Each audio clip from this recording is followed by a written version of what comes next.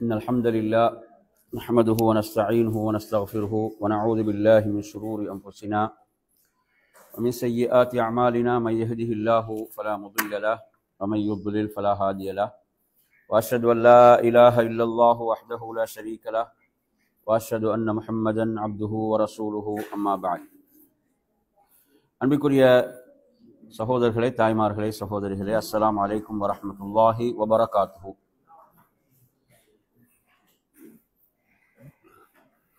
மரணத்துக்கு பிறகுள்ள வாழ்வு,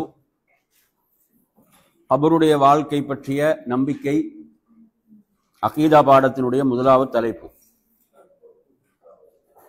இதில் மாபெரும் இரண்டு இமாம்களான இமாம் அபு ஹாத்திம், அதே போன்று அபு ஜுரா அர் ராசி ரஹிமஹுமுல்லா அவர்கள் இருவருடைய தொகுப்பிலிருந்து நாம் இந்த தலைப்பை பார்ப்போம். அஷேக் அப்துல் அசீஸ் அத்தரைஃபி ஹஃபிதுல்லா அவர்களுடைய அந்த விளக்கங்களோடு, அதாவது வ அதாபுல் கபரி ஹக்குன், கபருடைய வேதனை என்பது உண்மையாகும். மரணம் என்பது அனைவரும் ஏற்றுக்கொண்ட ஒன்று. மரணத்தை யாரும் மறுப்பதில்லை. மரணத்துக்கு பிறகுள்ள நிலைகளில்தான் நாம் பல வழிகட்ட கொள்கைகளை, தவறான கொள்கைகளை பார்க்கிறோம், இஸ்லாத்தை தவிர. அப்ப இஸ்லாம் என்ன சொல்கிறது அப்படி என்பதை இதில் நாம் என்ன செய்யலாம், மிக சுருக்கமாக இதிலே பார்க்கலாம்.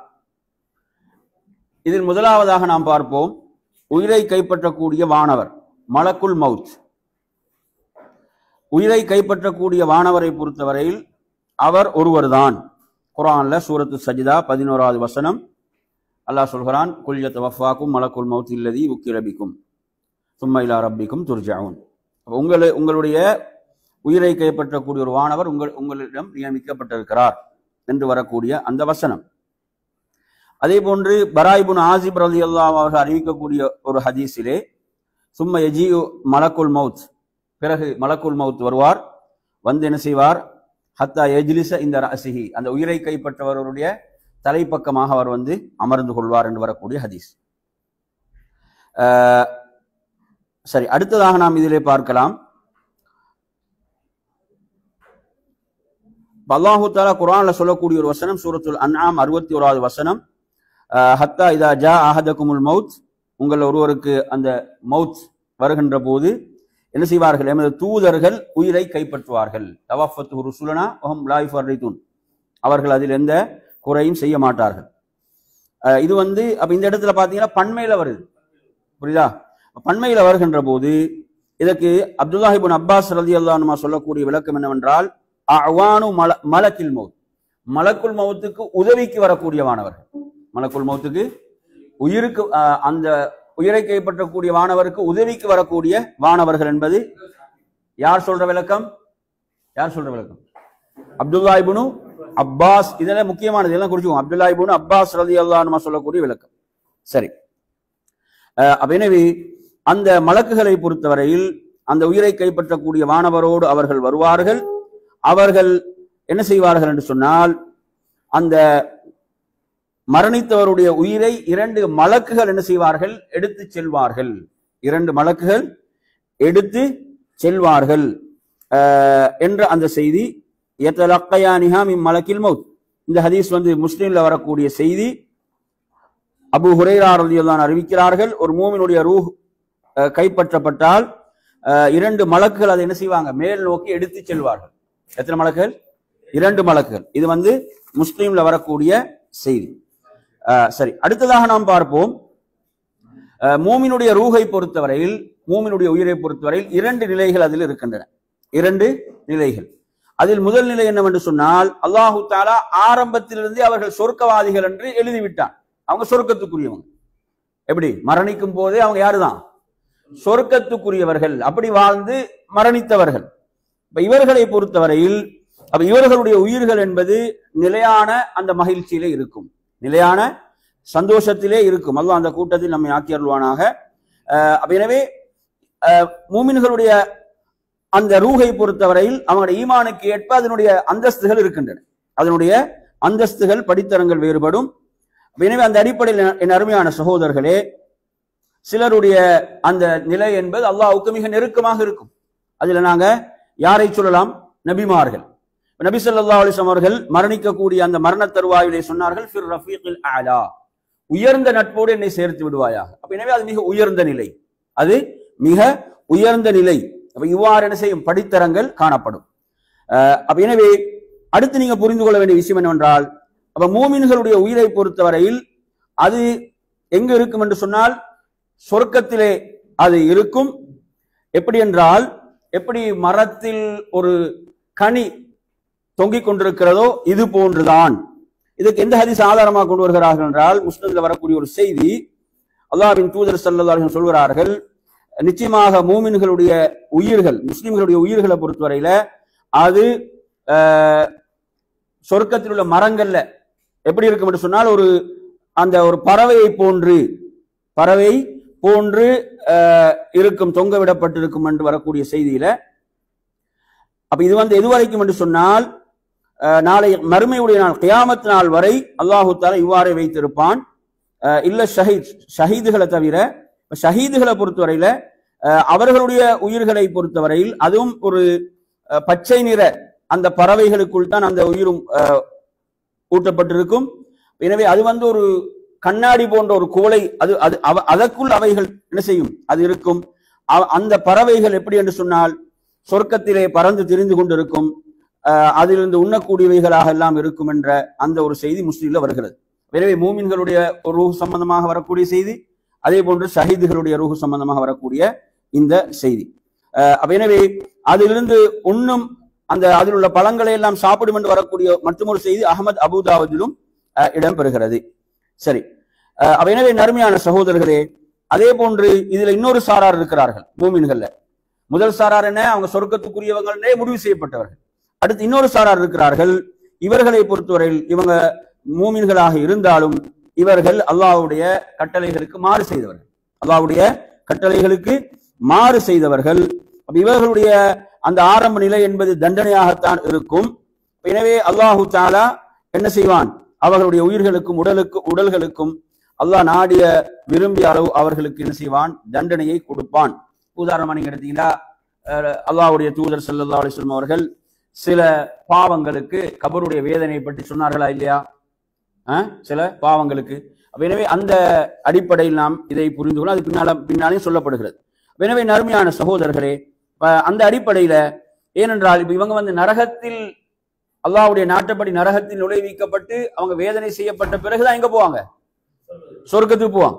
எனவே அதனால் இவர்களுடைய ஆரம்ப நிலை என்னது? சொர்க்கமாக இருக்காது என்ற அடிப்படையில அவர்கள் அதற்குரிய தண்டனையை பெற்ற பிறகு என்ன செய்வாங்க? அல்லாஹ் அவர்களை சொர்க்கத்தில் நுழைவிப்பான் என்ற அடிப்படையில் நாம் இந்த நம்பிக்கை என்னது அமைந்திருக்கிறது என்பதை நாம் இதிலே புரிந்து கொள்ள வேண்டும்.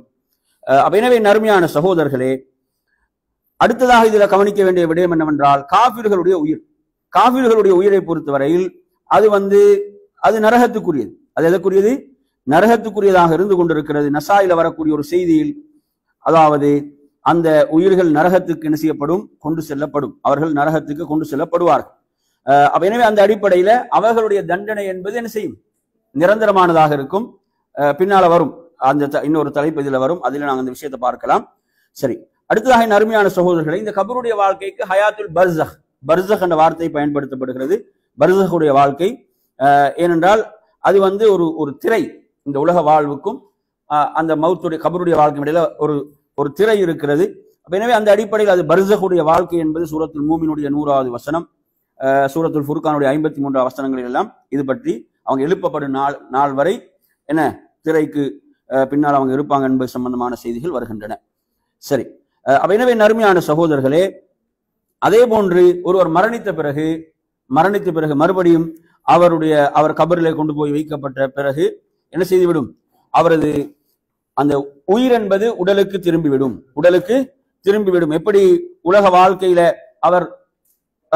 அவரது உடல்ல உயிர் இருந்ததோ அதே அமைப்பில் தான் அது எவ்வாறு அவர் என்ன செய்யப்பட்டிருக்கலாம்? எரிக்கப்பட்டிருக்கலாம், அல்லது அந்த உடலை சிதைந்து போயிருக்கலாம். எப்படியானாலும் என்ன செய்யப்படும்? அல்லாஹு தஆலா அந்த ரூஹை அந்த உடலிலே என்ன செய்வான்? சேர்ப்பான். இதுக்கு நாங்க எந்த ஹதீஸை சொல்லலாம் என்றால், முஸ்லிம்ல வரக்கூடிய செய்தி, அபூ ஹுரைரா ரலியல்லாஹு அறிவிக்கக்கூடிய ஒரு செய்தி. ஒருவர் என்ன செய்யும் போது, மரணிக்கும் போது தனது பிள்ளைகளுக்கு செய்த என்ன சொல்லுங்க, வசியத். என்ன சொன்னாரு? நான் மரணித்த பிறகு என்னை எரித்து எனது அந்த சாம்பல் என்ன செய்யுங்க, காற்றில் பறக்க விடுங்கள், கடல்ல போடுங்க, இப்படி எல்லாம் சொல்கிறார். ஏனென்றால் நான் மறுபடியும் என்னை அல்லாஹ் உயிர்ப்பிப்பானாக இருந்தால் எனக்கு கடுமையான தண்டனையை அல்லாஹ் தருவான். எனவே அந்த அடிப்படையில அவர் அவ்வாறு வசியத்து செய்தாலும் என்ன செய்தாலும், அவரது மௌத்துக்கு பிறகு இப்படி அவருடைய பிள்ளைகள் செய்தாலும் அல்லாஹ் என்ன செய்தான், அதையெல்லாம் ஒன்று சேர்த்து அவரை எழுப்பினான் என்பதை பார்க்கிறோம். இவ்வாறு ஏன் செய்தாய் என்று கேட்டபோது அல்லாஹ் அந்த அடியானிடம் உனது அச்சத்தால் செய்தேன் என்று அவன் சொன்ன காரணத்தால் அல்லாஹ் அவரை அந்த அடியானை மன்னித்தான். எனவே இது இந்த மனிதனுக்கு மாத்திரம் உரியதாக இந்த ஹதீஸ்ல நாங்க புரிந்து கொண்டாலும் வேறு வேறு ஹதீஸ்களை நீங்க எடுத்தீங்கன்னு சொன்னா அல்லாஹ் என்ன செய்கிறான், இவ்வாறு அவர்களுடைய ரூஹை உடலிலே மறுபடியும் மீட்டுவான் என்ற செய்தி மற்றொரு ரிவாயத்தில் முஸ்னத் அஹமதுல வருகிறது, பரா இப்னு ஆசிப் ரலியல்லாஹு அன்ஹு ஹதீஸ். எனவே அந்த ஹதீஸின் அடிப்படையில் என்ன செய்யும், அந்த ரூஹ் என்பது மறுபடியும் எங்க வந்து சேரும் சொல்லுங்க, உடலுக்கு வந்து சேர்ந்து விடும். இதுல இன்னொரு ஹதீஸை பாருங்க. அல்லாஹ்வுடைய தூதர் ஸல்லல்லாஹு அலைஹி வஸல்லம் அவர்கள் ஒரு முறை சொல்கிறார்கள், இந்த கபருடைய அந்த ஃபித்னாவை பற்றி சொல்கின்ற போது உமர் ரலியல்லாஹு அன்ஹு கேட்கிறாங்க, அத்துரத்து அலைனா உக்கூலுனா யா ரசூல, மறுபடியும் எமது உயிர் உடலோடு சேர்க்கப்படுமா? இந்த உக்கூல் என்ற வார்த்தை ரூஹ் என்பதை குறிக்கக்கூடியது. இந்த இடத்துல எமது உடலோடு மீட்கப்படுமா என்று கேட்கின்ற போது, நஅம் கஹையத்துக்குல் யௌம், இன்று நீங்க எப்படி இந்த பூமியில வாழ்றீங்களோ இது போன்று மீட்கப்படும் என்று குறிப்பிட்ட செய்தியும் வருகிறது. எனவே இந்த அடிப்படையில் அருமையான சகோதரர்களே, அதே போன்று இதில் அடுத்ததாக நாம் பார்க்க வேண்டிய விஷயம், கபருடைய வாழ்வினுடைய அதனுடைய முக்கியத்துவம் சம்பந்தமாக, அதற்கு நாம் எடுக்க வேண்டிய கவனம் சம்பந்தமாக நாம் பார்க்கின்ற போது, அதாவது முன் சென்ற சலஃபுகளை நாம் எடுத்து பார்க்கின்ற போது, அந்த கபருடைய வாழ்க்கை விஷயத்துல அவர்கள் எவ்வளவு பயந்தார்கள், எவ்வளவு அஞ்சினார்கள், பயந்தார்கள் என்பதற்கு நாம் இங்கு முன்வைக்கக்கூடிய மிக முக்கியமான ஒரு செய்திதான், உஸ்மான் ரலியல்லாஹு அவர்கள் தாடிகள் நனைகின்றவர் என்ன செய்வார்கள், அழுவார்கள். அவர்கள் கபரை பற்றி சொல்கின்ற போது அது மறுமையுடைய வீடுகள்ல முதல் வீடு, அதில் வெற்றி பெற்றவர் என்ன செய்வார், அதற்கு பிறகு அவர் வெற்றிதான், அதுல தோல்வி அடைந்தவர் அதற்கு பிறகு தோல்வி என்று வரக்கூடிய அந்த செய்தியின் அடிப்படையில அது அவ்வளவு என்ன செய்திருக்கிறாங்க, கபருடைய வாழ்க்கை விஷயத்தில் பயந்திருக்கிறார்கள். அதே போன்று நபி ஸல்லல்லாஹு அலைஹி வஸல்லம் அவர்கள் அதிகம் பாதுகாப்பு தேடினார். அல்லாஹ்வுடைய தூதர் என்ன செய்தார்கள், அதிகம் பாதுகாப்பு தேடினார்கள் கபருடைய அதாபை விட்டு, கபருடைய ஃபித்னாவை விட்டு. ஒவ்வொரு தொழுகையிலும் சலாம் கொடுப்பதற்கு முன்னால் எல்லாம் நபி அவர்கள் ஓதுவதற்கு துவாக்களை கற்று தந்திருக்கிறார்கள். அதே போன்று அந்த ஒரு ஜனாசா தொழுகை நடத்துகின்ற போது அதிலும் அந்த கபருடைய வேதனை விட்டு பாதுகாப்பு தேடிய வார்த்தைகள் அந்த துவாவில் நீங்கள் இடம்பெறுவதை பார்க்கலாம். எனவே நறுமையான சகோதரர்களே, இவ்வாறாக ஒருவருடைய உயிர் கைப்பற்றப்படுகிறது என்று சொன்னால், ஒருவர் மரணிக்கிறார் என்று சொன்னால் அவரது என்ன செய்யுது, அவரது ரூஹ் மேல் நோக்கி கொண்டு செல்லப்படுகிறது. அவரது இடத்தை, சொர்க்கத்துக்குரிய அல்லது நரகத்துக்குரிய இடத்தை அவர் பார்ப்பார் என்பதை பார்க்கிறோம். அதன் பிறகு நறுமையான சகோதரர்களே, அல்லாஹ்வுடைய தூதர் ஸல்லல்லாஹு அலைஹி வஸல்லம் அவர்கள் சொல்லக்கூடிய ஒரு செய்திதான், இப்னு உமர் ரலியல்லாஹு அன்ஹு அறிவிக்கிறார்கள், ஒருவர் மரணித்து விட்டால் அவரது அந்த கபர்ல காலையிலும் மாலையிலும் அவருக்கு சொர்க்கம் அதே போல் நரகம் எடுத்து காட்டப்படும். அவர் சொர்க்கத்துக்குரியவர் என்றால் சொர்க்கத்தில் அவர் தங்கக்கூடிய இடம், நரகத்துக்குரியவர் என்றால் நரகத்தில் அவர் தங்கக்கூடிய இடம், அவர் எழுப்பப்படும் வரை இது நிகழ்ந்து கொண்டே இருக்கும் என்பதை நாம் இங்கே புரிந்து கொள்ள வேண்டும். எனவே நறுமையான சகோதரர்களே, இவ்வாறாக இதுல அடுத்ததாக நாம் கவனிக்க வேண்டிய மற்றும் ஒரு மிக முக்கியமான விடயம்தான் ஃபித்னத்துல் கபர், அதாபுல் கபர். இது ரெண்டையும் புரிஞ்சுக்கோங்க. ரெண்டு விஷயங்கள் இருக்கு. கொண்டு வந்து என்ன, ஃபித்னத்துல் கபர், அடுத்து என்ன, அதாபுல் கபர். அப்ப ஃபித்னத்துல் கபர் என்று சொன்னால் என்ன, அந்த இரண்டு மலக்குகள் என்ன செய்வார்கள், கேட்கக்கூடிய கேள்விகள். இது கபருடைய சோதனை என்றால், கபருடைய பரீட்சை என்று சொன்னால், அந்த இரண்டு மலக்குகள் என்ன செய்வார்கள் என்று சொன்னால் கேள்வி கேட்பார்கள். அந்த இரண்டு மலக்குகளும் முன்கர் நக்கீர் என்பது ஹதீஸ், ஆதாரபூர்வமான ஹதீஸ்கள்ல வந்திருக்கின்றது. அவர்கள் உமது ரப் யார், உமது மார்க்கம் என்ன, உமது நபியார் என்ற கேள்விகளை எல்லாம் கேட்பார் என்பதை நாம் புரிந்து கொள்ள வேண்டும். அதே போன்று அடுத்ததாக எடுத்தீங்கன்னா கபருடைய வேதனை, கபர்ல வேதனை செய்யப்படுவார் என்பதற்கு குர்ஆனிலும் சுன்னாவிலும் உள்ள ஆதாரங்கள் என்ன என்று பார்த்தீங்கன்னா, சூரத்து காஃபிர் 46வது வசனம், அதாவது அந்த ஃபிர்அவுனுடைய கூட்டத்துக்கு என்ன செய்யப்படும், காலையிலும் மாலையிலும் அவர்களுக்கு நரகம் எடுத்து காண்பிக்கப்படும், கியாமத்துடைய நாளில் அவர்கள் கடுமையான வேதனையில் நுழையுங்கள் என்று சொல்லப்படும். எனவே இந்த வசனம் இது கபருடைய வேதனைக்கு ஆதாரமாக முன்வைக்கக்கூடிய வசனம். அறிஞர்கள் அதே போன்று குர்ஆன்ல மற்றொரு வசனத்தை பாருங்க, சூரத்து தூர் 47வது வசனம், இன்ன லில்லதீன வலமு அஸாபன் தூன தாலிக், நிச்சயமாக அநியாயக்காரர்களுக்கு என்ன அதை விட ஒரு அதாபு வேதனை உண்டு என்ற இந்த இடத்துல இப்னு அப்பாஸ் ரலியல்லாஹு அன்ஹு அதே போன்று பரா இப்னு ஆசிப் 2 சஹாபாக்கள் சொல்றாங்க, இங்க தூன தாலிக் என்ற வேதனை, அந்த குறைந்த வேதனை, அதை விட குறைந்த வேதனை என்பது அஸாபுல் கபர், இது கபருடைய வேதனை. இது ஒரு ஆதாரம். அதே போன்று அலி இப்னு அபி தாலிப் ரலியல்லாஹு அன்ஹு அவர்களுடைய ஒரு கூற்று வருகிறது. இந்த கூற்று எங்க வருதுன்னா திர்மிதியில் வரக்கூடியது. அவங்க சொல்றாங்க, கபருடைய வேதனை விஷயத்தில் நாம் சந்தேகத்தில் தான் இருந்தோம், எதுவரை என்றால் அல்ஹாக்கு முத்தகாசுர் ஹத்தா ஜுர்துமுல் மகாபிர் என்ற வசனம் அருளப்பெறும் வரை என்று சொல்கிறார்கள். அதே போன்று எடுத்தீங்கன்னு சொன்னா இன்னொரு ஆதாரத்தை நீங்க பார்க்கலாம். இந்த ஆதாரம் சூரத் சஜிதால வரக்கூடிய வசனம், வலம் நுதீகன்னஹும் மினல் அஸாபில் அத்னா தூனல் அஸாபில் அக்பர், என்ன பெரிய வேதனை கொண்ட சிறிய வேதனைகளை கொண்டு நாம் அவர்களை சுவைக்க செய்வோம் என்று அல்லாஹு தஆலா சொல்லக்கூடிய இந்த வசனத்தில் இமாம் முஜாஹித் ரஹிமஹுல்லாஹ் சொல்றாங்க, இது அஸாபுல் கபர், என்ன சொல்றாங்க, அஸாபுல் கபர், கபருடைய வேதனை என்று சொல்கிறார்கள். தஃப்சீர் இப்னு ஜரீர்ல வரக்கூடிய செய்தியாக இருக்கிறது. அதே போன்று எடுத்தீங்கன்னு சொன்னா மற்றொரு வசனத்தை பாருங்க, சூரத் தௌபா 101, சனு அஸிபுஹும் மர்ரத்தின், அவங்க 2 முறை நாம் அவர்களை வேதனை செய்வோம், பிறகு கடுமையான வேதனையின் பக்கம் நாம் அவர்களை மீட்டுவோம் என்று அல்லாஹு தஆலா சொல்கிறான். இந்த வசனத்துக்கு விளக்கம் சொல்கின்ற போது அல் ஹசன், இமாம் முஜாஹித், இமாம் கதாதா, இப்னு ஜுரைத் போன்றவர்கள் எல்லாம் அஸாபுல் கபர், கபருடைய வேதனை என்று என்ன செய்யறாங்க, விளக்கம் அளிக்கிறாங்க. இது தஃப்சீர் இப்னு ஜரீர்ல வரக்கூடிய செய்தி. எனவே நறுமையான சகோதரர்களே, இவ்வாறாக இவைகள் எல்லாம் இதுக்கு ஆதாரம். ஹதீஸ்கள் ஆதாரம் என்ன? எந்த ஹதீஸ்? ரசூலுல்லாஹ் சில கபர்களுக்கு பக்கமாக நடந்து சென்றார்கள் வரக்கூடிய செய்தி. அதில் ரசூலுல்லாஹ் சொல்றாங்க, அந்த 2 கபர்கள் உள்ளவர்கள் வேதனை செய்யப்படுகிறார்கள், என்ன பெரிய ஒரு பாவத்துக்கு அல்ல. என்ன பாவத்துக்கு? கோல் சொல்லி தெரிந்தது, அதே போன்று சிறுநீர் கழிக்கும் புத்தகங்களை மறைத்துக் கொள்ளாது என்ற விஷயங்களை சொல்றாங்க. அதே போன்று ரசூலுல்லாஹ் சொல்லக்கூடிய மற்றும் ஒரு செய்தி புகாரி முஸ்லிம் வருகிறது, அதாவது சப்தமிட்டு ஒப்பாரி வைக்கின்ற போது அதன் மூலம் அந்த என்ன செய்கிறார், அந்த மரணித்தவர் கபர்ல வேதனை செய்யப்படுகிறார் என்ற ஹதீஸும் புகாரி முஸ்லிம் வரக்கூடிய செய்தி. அதே போன்று நாம் பார்ப்போம் என்று சொன்னால் என்னென்ன பாவங்கள் என்று பாத்தீங்கன்னா, சிறுநீர் கழித்து சரியாக சுத்தம் செய்யாது இருத்தல், அதே போன்று கோல் சொல்லி திரிதல், விபச்சாரம், வட்டி, இப்படியான பாவங்கள் எல்லாம் கபருடைய வேதனைக்குரிய பாவங்கள் என்பதை புரிந்து கொள்ள வேண்டும்.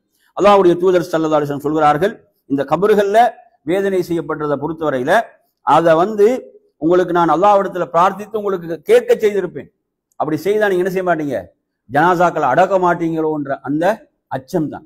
அப்படித்தானே? அந்த அந்த சப்தங்களை மனித ஜின் அல்லாத ஏனைய உயிரினங்கள்லாம் கேட்குது.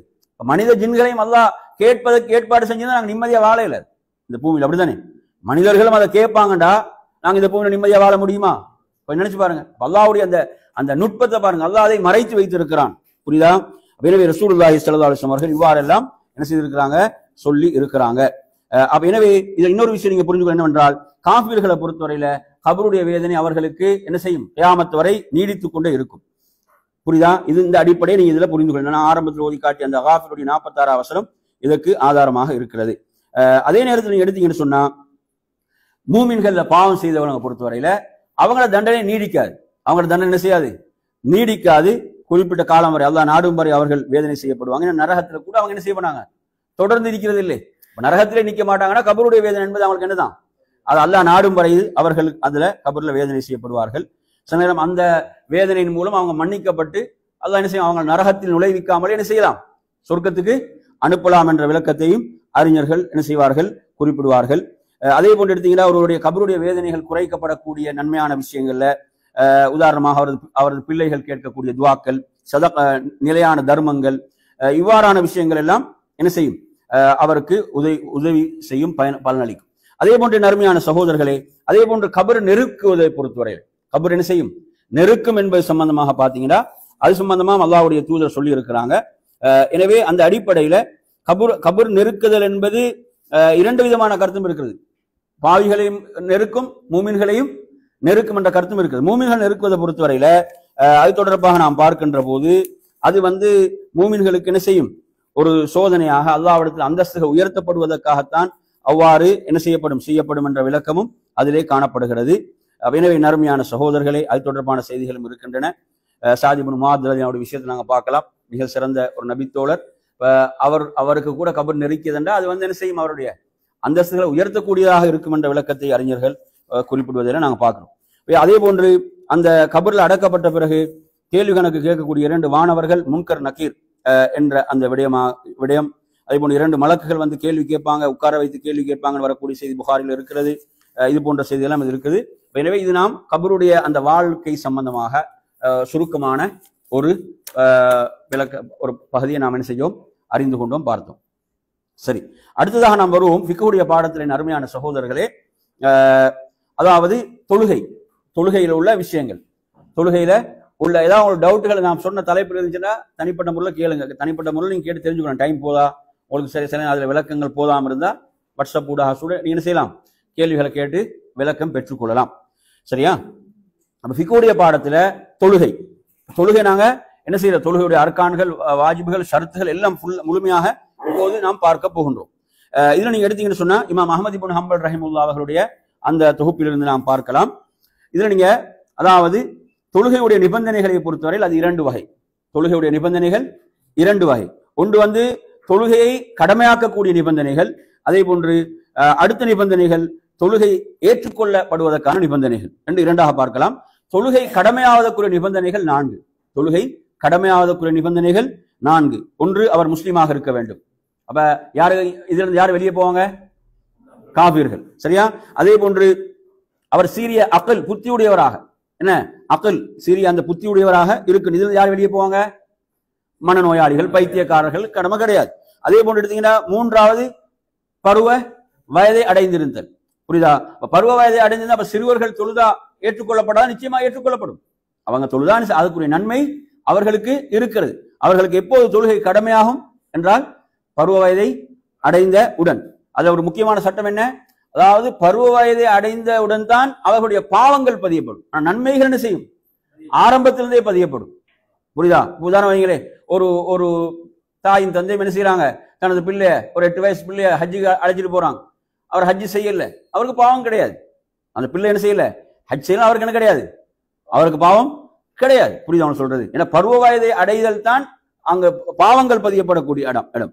அதே போன்று 4வது நீங்க எடுத்தீங்கன்னா நிபந்தனை என்னவென்று சொன்னால், அதாவது மாதவிடாய் பிரசவத்தீட்டிலிருந்து அவர்கள் தூய்மை அடைந்து இருக்க வேண்டும்.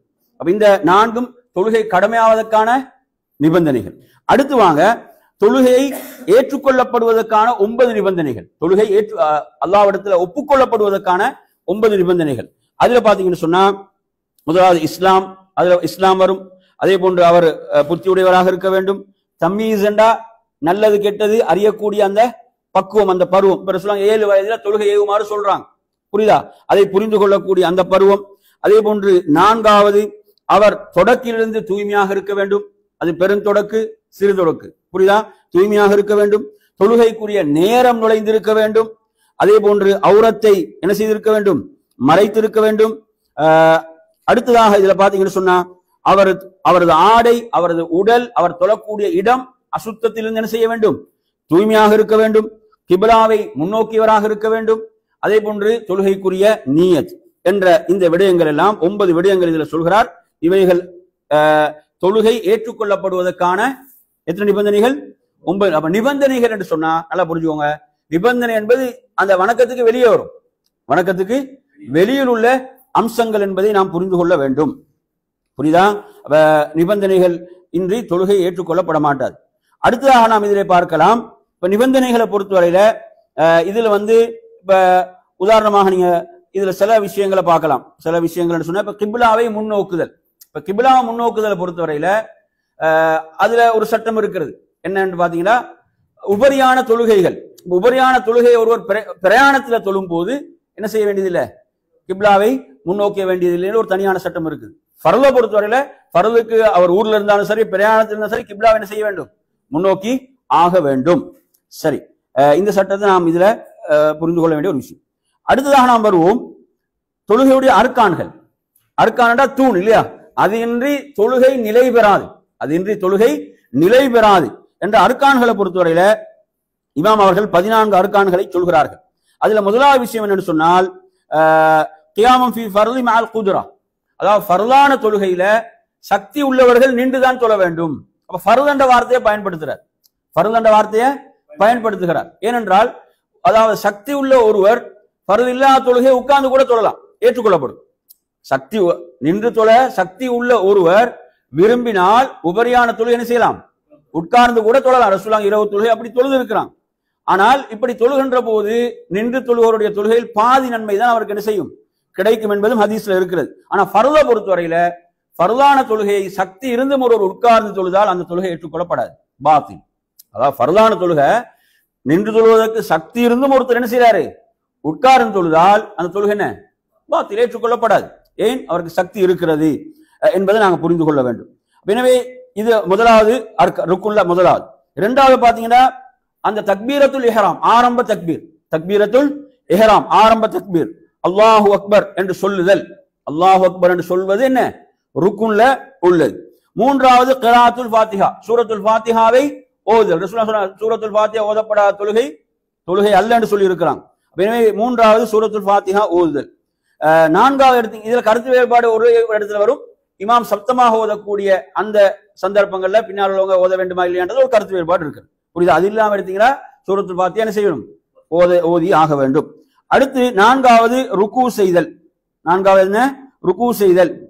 ஐந்தாவது எடுத்தீங்கன்னா ருக்குவில் இருந்து எழுதல், ருக்குவில் இருந்து எழுதல். ஆறாவது எடுத்தீங்கன்னு சொன்னா அந்த ருக்குவில் இருந்து எழுந்து அப்படி நிற்றல். அடுத்ததாக சுஜூத் செய்தல், சுஜூதிலிருந்து எழுதல், இரண்டு சுஜூதுகளுக்கு மத்தியிலே உட்காருதல். அதே போன்று ஒவ்வொரு அந்த நிலையிலும் என்ன செய்ய வேண்டும், கொஞ்சம் அமைதியாக இருக்க வேண்டும்.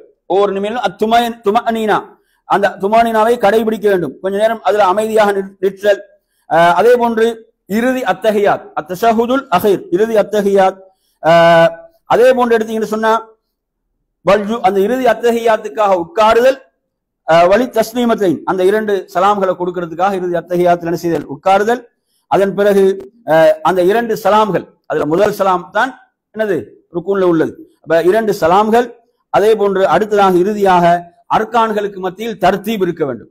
தர்த்தீப் இல்லையா, ருக்குவுக்கு முன்னால செய்ய முடியாது, ருக்குவுக்கு முன்னால சொல்லுங்க சுஜூத் செய்ய முடியாது இல்லையா, ஒரே ஒரு சந்தர்ப்பத்தில், எந்த சந்தர்ப்பத்தில் சொல்லுங்க,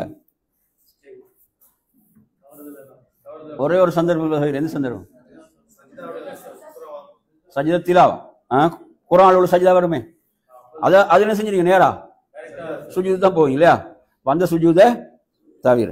சரி, எனவே நறுமையான சகோதரர்களே, அப்ப அர்கான்களை பொறுத்தவரையில நன்றாக புரிந்து கொள்ளுங்கள். இதுல ஒரு விஷயத்தை நீங்க என்ன புரிஞ்சுக்கணும்னு சொன்னா, அதாவது அர்கான்களுக்கும் வாஜிபுக்கும் உள்ள அந்த வித்தியாசம். இப்ப நாங்க அடுத்து வாஜிபை தான் பார்க்க போறோம். வாஜிபை நாங்க பார்ப்பதற்கு முன்னால அர்கான் வாஜிப் இந்த ரெண்டுக்கு மத்தியில் உள்ள வேறுபாடு என்ன என்று சொன்னால், அர்கானுக்கு அந்த வேறுபாடை சொல்கின்ற போது அன்னர் ருக்ன லா யஸ்குது அம்தன் வலா சஹுவன், அந்த அர்கான் என்பது வேண்டுமென்றோ மறதியாகவோ அது விழாது என்றால் அது செய்தே ஆக வேண்டும். பல்லா புத்த மினல் இத்தியானி பிஹி, அதை செய்தே ஆக வேண்டும், அதை செய்தே ஆக வேண்டும். வாஜிபை பொறுத்தவரையில ஃபயஸ்குது பின் நிஸ்யான், ஃபயஸ்குது பின் நிஸ்யான், மறதியாக அதை விட்டா அது விழுந்துடும். புரியுதா? வயஜுபுரு பி சுஜூதி சஹு, அதற்கு சுஜூத் சஹு என்பது கட்டாயப்படுத்தப்படும், நிர்பந்திக்கப்படும். இது வாஜிப். இப்ப நாங்க பின்னால சொல்றத சொல்லும் போது நீங்க இன்னும் அதை தெளிவாக புரிந்து கொள்ளலாம். சரி, இப்ப நாங்க பார்த்தோம். அப்ப அர்கானை பொறுத்த நல்லா புரிஞ்சுக்கோங்க, அர்கானின்றி தொழுகை என்ன செய்யாது, தொழுகை நிறைவேறாது.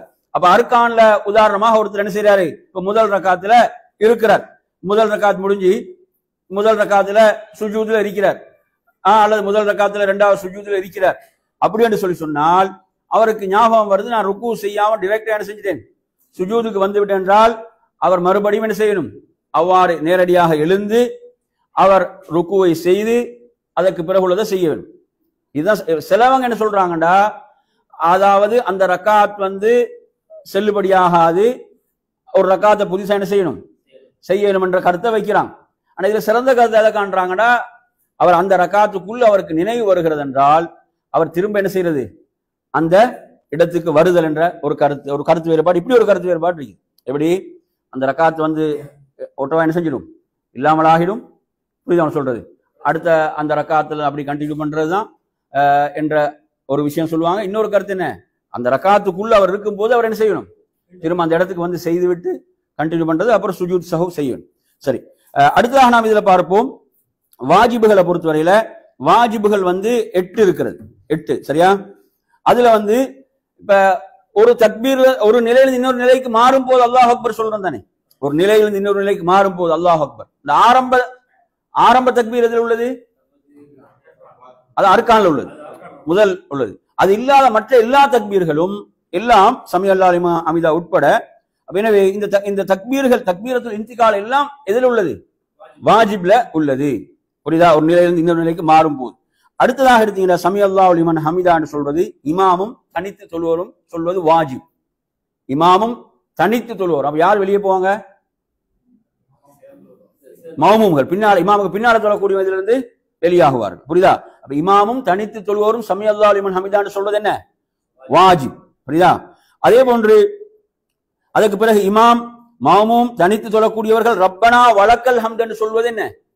வாஜிப். ரப்பனா வலக்கல் ஹம்த் என்று சொல்வது வாஜிப். அதே போன்று ருக்கூல சுபஹான ரப்பியல் அஸீம் என்று ஒரு முறை சொல்றது வாஜிப். ரப்பனா வலக்கல் ஹம்த் என்ற அளவு சொல்றது வாஜிப். ரப்பனா வலக்கல் ஹம்த் என்ற அளவு சொல்றது என்ன? வாஜிப். அதே போன்று ருக்கூல சுபஹான ரப்பியல் அஸீம் என்று ஒரு முறை சொல்றது என்ன? வாஜிப். ஒரு முறை சொல்வது வாஜிப். அதே மாதிரி சுஜூத்ல சுபஹான ரப்பியல் ஆலா என்று ஒரு முறை சொல்றது வாஜிப். அதே போன்று ரப்பிக்ஃபிர்லி என்று 2 சஜ்தாக்களுக்கு மத்தியில் ஒரு முறை சொல்றது வாஜிப். ஒரு முறை சொல்றது வாஜிப். அதே போன்று முதல் அத்தஹியாத் எதில் உள்ளது? வாஜிப்ல உள்ளது. புரியுதா சொல்றது? உதாரணமாக ஒருத்தர் என்ன செய்யறாரு? முதல் அத்தஹியாத்துல உட்காராம எழுந்து விடுகிறார். எழுந்து அவருக்கு இப்ப நிலைக்கு சூரத்துல் ஃபாத்திஹா ஓதும் போது நினைவு வருது, என்ன முதல் அத்தஹியாத்தில் உட்கார மறந்துட்டோம் என்று. அவர் திரும்ப போகக்கூடாது. இதுதான் வாஜிபுக்கும் ருக்குனுக்கும் உள்ள வேறுபாடு. அவர் என்ன செய்யக்கூடாது? திரும்ப போகக்கூடாது. புரியுதா? ஏன்னா அவர் அந்த இடத்தை தாண்டி வந்துட்டார். எழும்போதே நினைவு வந்தா உடனே உட்கார்ந்து விடலாம். புரியுதா? அல்லது நிலைக்கே வந்துட்டார், தக்பீர் சொல்றதுக்கு முன்னால திரும்ப போய் என்ன செய்யலாம்? போயிடலாம். அப்பவாது மறதிக்கான சுஜூத் வரும், செய்ய வேண்டி வரும் அந்த நேரத்தில். எனவே நறுமையான சகோதரர்களே, அவர் ருக்குனை பொறுத்தவரையில திரும்ப வர வேண்டும் என்று அவனை பார்க்கிறோம், அதை கடந்து போனாலும். ஆனா வாஜிப் என்பது என்ன? அந்த இடத்தை கடந்து நாங்க போயிட்டோம்டா இல்லையா, திரும்ப வாரது கிடையாது. நாம் என்ன செய்வோம்? மறதிக்கான 2 சஜிதாக்களை செய்வோம் என்று விடு. எனவே இதுல இப்படி நான் சொல்லக்கூடிய இந்த விஷயங்கள் இருக்குதானே. இப்ப ரப்பனா வலக்கல் ஹம்து, சுபஹான ரப்பியல் அஸீம், சுபஹான் ரப்பியல் ஆலா, ரப்பிக்ஃபிர்லி, இப்படி இதை சொல்றது என்றதுல இது சுன்னத் என்ற கருத்தில் உள்ள அறிஞர்களும் இருக்கிறாங்க. இது சுன்னத் என்ற கருத்தில் உள்ள அறிஞர்களும் இருக்கிறாங்க என்பதை நீங்க புரிந்து கொள்ளுங்க. நான் இங்க சொல்றது இமாம் அஹ்மத் இப்னு ஹம்பல் ரஹிமஹுல்லாஹ் அவர்கள் இதை ஒரு முறை சொல்றது என்னதான்? வாஜிப் என்று சொல்கிறார்கள். எனவே வாஜிபுடைய சட்டம் என்ன? வாஜிப ஒரு ருக்குனையோ வாஜிபோ ஒருவர் தொழுகையில வேண்டும் என்று விட்டார், என்ன சட்டம் சொல்லுங்க? அதாவது ஒருவர் தொழுகையில வேண்டும் என்று ஒரு ருக்குனை விட்டார், அல்லது வேண்டும் என்று ஒரு வாஜிபை விட்டார். இப்ப இதுல வேறுபாடு வராது. இந்த ரெண்டுமே தொழுகை பாத்திலாக்கும். வேண்டும் என்று வரும்போது அது ருக்குனாக இருந்தாலும் சரி, வாஜிபாக இருந்தாலும் என்ன செஞ்சிடும்? தொழுகையை பாத்திலாக்கும். ஆனா அப்ப சுன்னத்தான ஒரு விஷயம் என்று சொன்னால் அது தொழுகையை என்ன செய்யாது?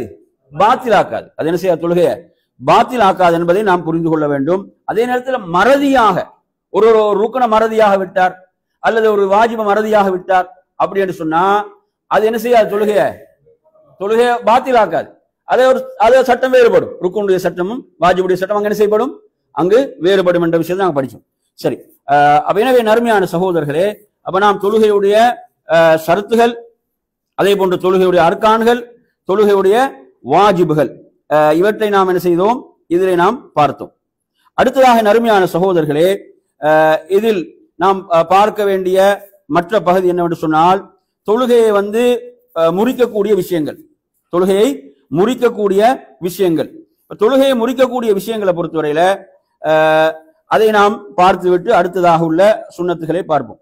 இப்ப தொழுகையை முறிக்கக்கூடிய விஷயங்கள் என்று பார்க்கின்ற போது அதில் 8 விடயங்களை நாம் பார்க்கலாம். அதில் முதலாவதாக என்ன சொல்கிறார் என்று சொன்னால், இப்ப நாங்க சொன்ன மாதிரி தான், ஒருவர் தொழுகையுடைய ஒரு ஷர்த் நிபந்தனையோ, அல்லது தொழுகையுடைய ஒரு வாஜிபையோ, அல்லது ஒரு ருக்குனையோ ஒருவர் என்ன செய்யறாரு? வேண்டுமென்று, எந்த காரணம் இன்றி வேண்டுமென்று விடுறார். வேண்டுமென்று விடுகின்றார் என்றால் தொழுகை என்ன? பாத்தில். புரியுதா சொல்றது?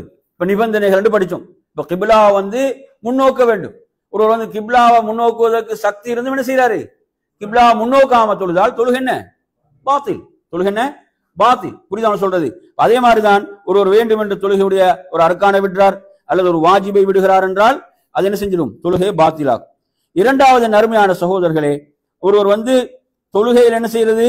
வேண்டுமென்று உண்ணுதல் பருகுதல் என்பது தொழுகை என்ன செய்யும்? முறிக்கும். உதாரணம் வச்சுன்னா இப்ப நமது வாய்களில் கூட ஏதாவது சிக்கி கொண்டிருந்தா அதை நாங்கள் துப்புறதான், விழுங்கக்கூடாது. என்ன செஞ்சிடக்கூடாது? அவைகளை நாம் விழுங்கிவிடக் கூடாது. அதை நாங்கள் என்ன செய்ய வேண்டும்? துப்ப வேண்டும், அல்லது எடுத்து நாங்கள் எங்கேயாவது வச்சுக்கொள்ள வேண்டும். எனவே இந்த விஷயங்கள்லாம் இதில் நாங்கள் கவனமாக இருக்க வேண்டும். அதே போன்று மூன்றாவது எடுத்தீங்கன்னா தொழுகையில வேண்டும் என்று பேசுதல். தொழுகையில் ஆரம்பத்தில் தொழுகை எடுத்தீங்கன்னா பேசுறதுக்கு அனுமதி இருந்துச்சு. பிறகு அந்த சட்டம் என்ன செய்யப்பட்டது? மாற்றப்பட்டது. தொழுகையில என்ன செய்யறது? பேசுதல் என்பது, வேண்டும் என்று பேசுதல் என்பது தொழுகையை முறிக்கும். அதே போன்று சப்தமிட்டு சிரித்தல், அதிகமான சிரிப்பு, சப்தமிட்டு சிரித்தல் என்ற விடயம். அதே போன்று ஐந்தாவது என்ன சொல்றாருன்னா, இப்ப தொழுகையோடு தொடர்படாத அசைவுகள், தொழுகையோடு தொடர்பு இல்லாத என்ன அதிக அசைவுகள். சிலவங்க என்ன செய்யறது? போன் எடுக்கிறது, போனை என்ன செய்யறது? சுவிட்ச் ஆஃப் பண்ணணும்னு சில எடுப்பாரு. எடுத்து என்ன செஞ்சிடும்? ஒரு மெசேஜ் வரும், நான் தொழுகையில் இருக்கிறேன்னு போட்டாருன்னா தொழுகை அவ்வளவுதான். நான் தொழுகையில் இருக்கிறேன்னு போட்டாரண்டா என்ன செய்யுது? அங்க தொழுகை அவ்வளவுதான். புரியுதா சொல்றது? அப்ப தொழுகைக்கு தொடர்பில்லாத செயல்கள் இது என்ன செய்யும்? தொழுகையை முறித்து விடும். அதே போன்று எடுத்தீங்கன்னா ஆறாவது, தொழுகையுடைய அருக்கான்கள்ல ஏதாவது ஒன்றை அதிகமா செய்யறது, வேண்டும் என்று என்ன செய்யறது? அதிகப்படுத்துறது. நன்மை கொஞ்சம் கூட கிடைக்கட்டும் என்ன செய்யறாரு? ஒரு ருக்குவை கூட்டாருண்டா தொழுகை என்னதான்?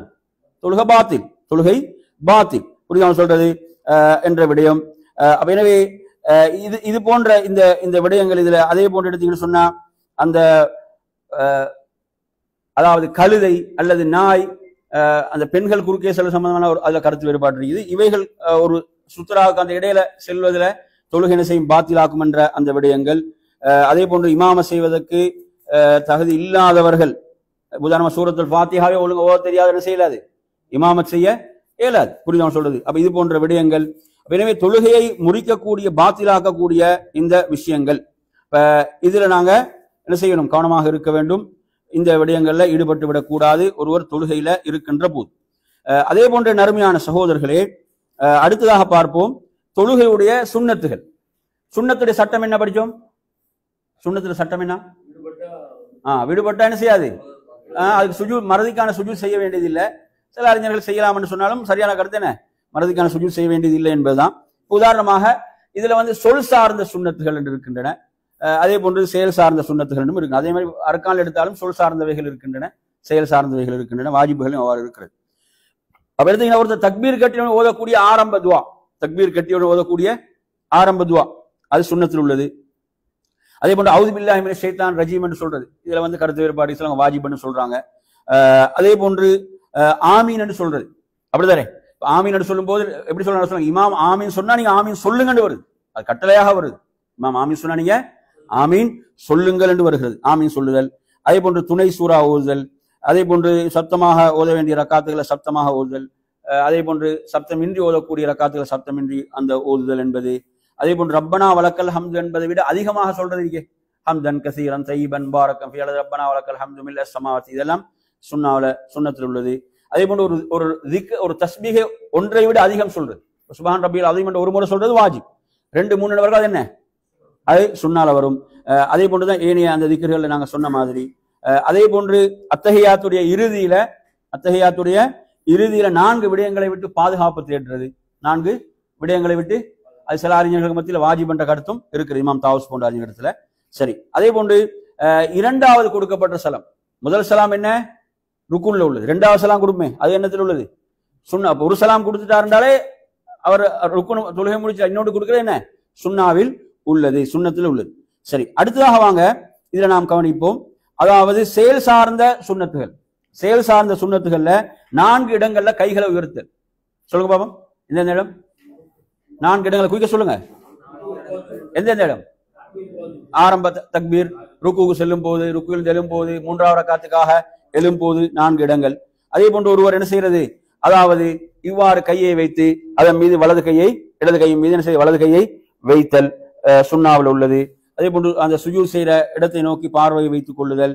அதே போன்று ருக்குவின் போது என்ன செய்யறது? தன் முழங்கால்களை அவ்வாறு பற்றி பிடித்துக் கொள்ளுதல். தலை முதுகு அது என்ன செய்து நேராக அவ்வாறு வைத்துக் கொள்ளுதல். அதே போன்று சுஜூதுடைய உறுப்புகளை முறையாக வைத்துக் கொள்ளுதல் என்ற விடயங்கள். அதே போன்று நெற்றி நேராக அந்த பூமியிலே படுதல் என்ற விடயம். அதே போன்று நாம் இந்த கைகளை கொஞ்சம் அகற்றி வைத்துக் கொள்ளுதல், தொடை வயிற்று பகுதிகளை அகற்றி வைத்துக் கொள்ளுதல் என்ற விடயங்கள். அதே போன்று விரல் பாதங்களுடைய விரல்கள் என்ன செய்து அவ்வாறு கிப்லாவை முன்னோக்கி இருக்கக்கூடிய அமைப்பில் வைத்துக் கொள்ளுதல் என்ற இந்த விடயங்கள். அதே போன்று என்ன செய்யுங்க, அதாவது இறுதி இருப்பில் தவறக்கூடிய முறையில் உட்காருதல், தவறுக்கு முறை தெரியுதானே, உட்காரக்கூடிய அந்த முறையில உட்காருதல் என்ற விடயங்கள். இவ்வாறாக நீங்க எடுத்தீங்கன்னு சொன்னா அந்த சலாம் கொடுக்கும் போது இரண்டு பக்கம் திரும்புதல் என்ற விடயம். இப்படி முதல், அதே போன்று முதல் அத்தஹியாத் நாங்க படிச்சோம், அது வாஜிப்ல உள்ளது. அதுல அந்த உட்காரக்கூடிய முறை, அந்த நட்டி இப்படி உட்கார்றது இருக்கே அந்த முறை, உட்காரக்கூடிய முறை சுன்னாவில் உள்ளது என்ற இந்த விடயங்கள் எல்லாம் இதுல நாம் கவனிக்கலாம். அதே போன்று எடுத்தீங்கன்னு சொன்னா கடைசியாக நாம் இதுல பார்ப்போம், தொழுகையில வெறுக்கத்தக்க சில அம்சங்கள்.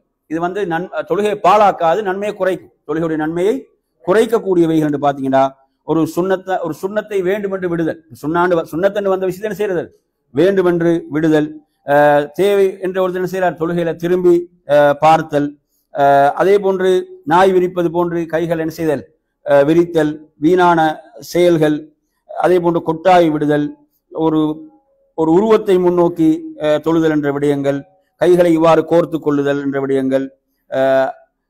அதே போன்று எடுத்தீங்கன்னா தனது முடி ஆடைகளை பூமியில படாமாறு தடுத்து கொள்ளுதல் என்ற விடயம்.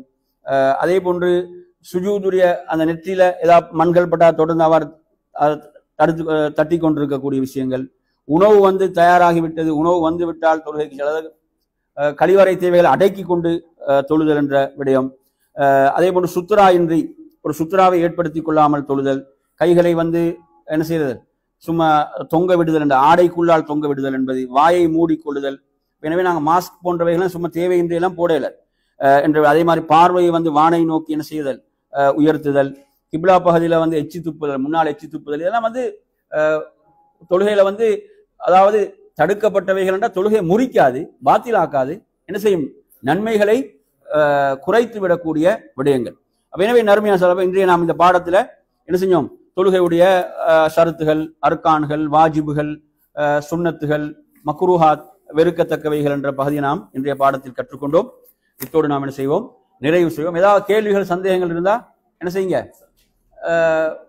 வாட்ஸ்அப்ல கூட நீங்க கேட்டு தெரிஞ்சு கொள்ளலாம், அல்லது பாடத்துல நேரம் இருந்தா கேட்டுக்கோங்க சார். அஸ்ஸலாமு அலைக்கும்.